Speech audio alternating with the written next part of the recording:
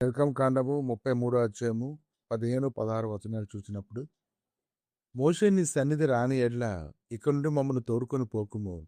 నా ఎడ్లను నీ ప్రజల ఎడ్లను నీ కటాక్షం కలిగినదని దేనివలన తెలియబడును? నీవు మాతో వచ్చుట వలననే కదా.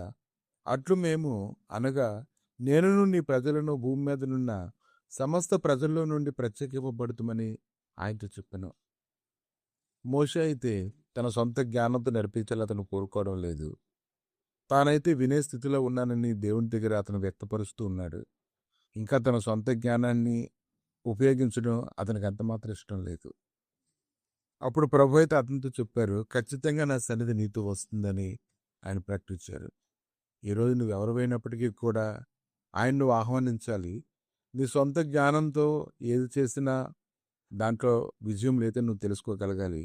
ఎవరైతే అలా తెలుసుకుంటారో వారు విజయం పొందుతారు. ఆమె